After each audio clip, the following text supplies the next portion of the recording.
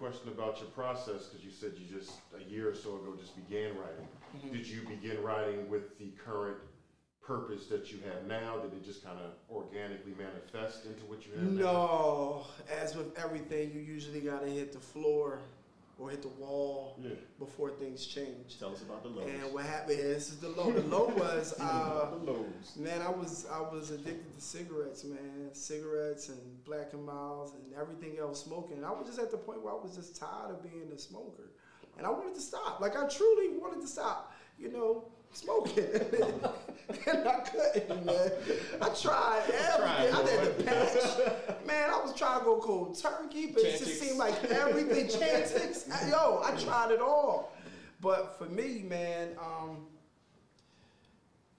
what changed was I had a conversation. I can't remember who the young man that I had a conversation with.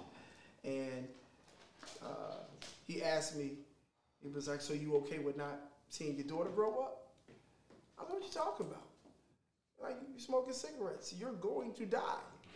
So you okay with not seeing your kids grow up? I need to let's make that clear. And I'm like, well, why would you say that? And he's like, well, that's the reality of it.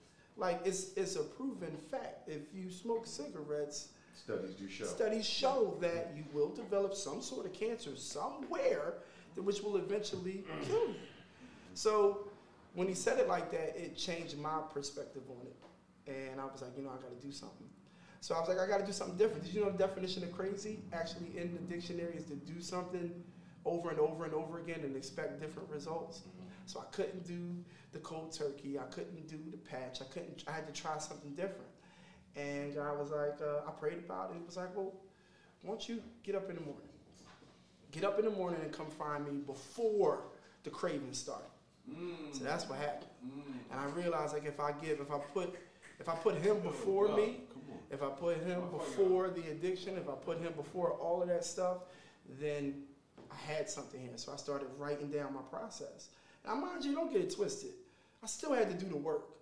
I need y'all to understand this. Like, everybody, like, don't stop making this up, this whole fairy tale. Like, if you give your life to God or you come to God, that everything is all peaches and cream. No, it ain't. It actually gets worse. You know what I'm saying? Because you put a little target on your back. But let me let you know. Real talk. Absolutely. It's not like, you go to church and every night you just dancing on clouds. It don't work that way. I still had to get up every day and put in the work. I still had to write down the cravings. Yes, I still went through the cravings, but I had to be mature enough to know that every time I went through a craving, this time I wrote it down. I found out the time. I figured out what was the triggers. If I drink this, then if I drink this coffee, with that coffee. So I might have had to stop coffee for a little while. You know what I'm saying? So, and part of that was getting to know me and him showing me who I was by trying to find him. And a day turned to a week turned to a month. Before you know it, I was floating, and I was writing down stuff.